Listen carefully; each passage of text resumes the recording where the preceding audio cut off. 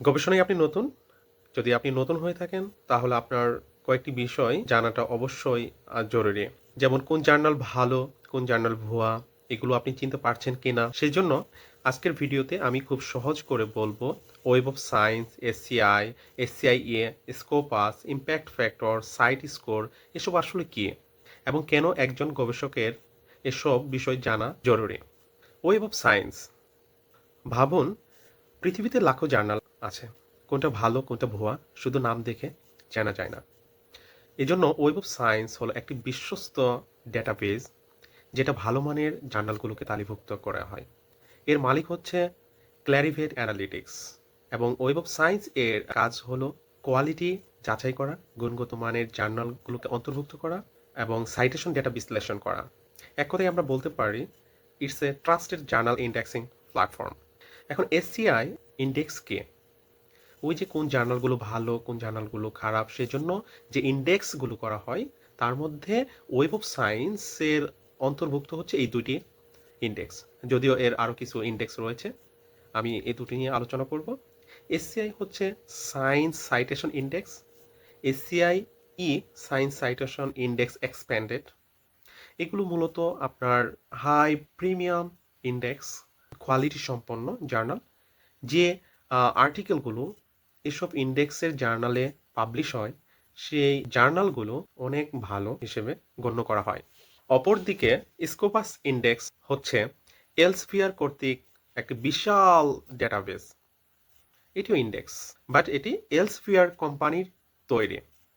এটাও মানসম্মত, but SCI তুলনায় কিছুটা কম কোয়ালিটির।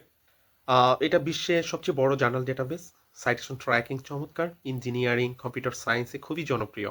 এখন বলবো ইমপ্যাক্ট ফ্যাক্টর। আমরা প্রায় বলে থাকি এই জার্নালে ইমপ্যাক্ট ফ্যাক্টর কত। ইমপ্যাক্ট ফ্যাক্টর বা আইএফ হলো এক ধরনের র্যাঙ্কিং মেট্রিক যা ক্ল্যারিভেট বছরে একবার দেয় শুধুমাত্র ওয়েব অফ সায়েন্স এর নির্বাচিত জার্নালগুলোকে। ইমপ্যাক্ট ফ্যাক্টর বেসিক্যালি বলে এই জার্নালের লেখা বা আর্টিকেলগুলো বছরে গড়ে কতবার সাইটেশন পায়।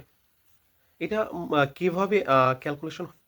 ফর এক্সাম্পল, আমরা যদি বলি কোনো একটি জার্নালের 2024 সালের ইমপ্যাক্ট ফ্যাক্টর কত, তাহলে এটা আমরা ক্যালকুলেট করব এভাবে: 2022 এবং 2023 সালে প্রকাশিত আর্টিকেলগুলো 2024 সালে মোট যত সাইটেশন পেল ডিভাইডেড 2022 এবং 2023 সালে প্রকাশিত মোট আর্টিকেলের সংখ্যা।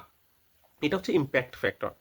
সো ইমপ্যাক্ট ফ্যাক্টর যত বেশি হবে সেই জার্নালটি তত বেশি ভালো, বেশি ডিমান্ডেবল। আবার আমরা বলে থাকি সাইট স্কোর এটির সাথে। সাইট স্কোরও আপনার র্যাঙ্কিং মেট্রিক, বাট এটা এলসভিয়ার ক্যালকুলেশন করে থাকে স্কোপাস ডেটাবেস ব্যবহার করে। কিন্তু একটু পার্থক্য রয়েছে, এটা মূলত 4 বছরের সাইটেশন দেখে ক্যালকুলেশন করা হয়।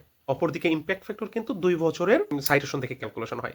যেমন কোনো একটি জার্নালের সাইট স্কোর এভাবে ক্যালকুলেশন হতে পারে, যেমন 2024 সালের একটি জার্নালের সাইট স্কোর হচ্ছে গত 4 বছরের টোটাল সাইটেশন এবং সেই 4 বছরের টোটাল আর্টিকেলের সংখ্যা।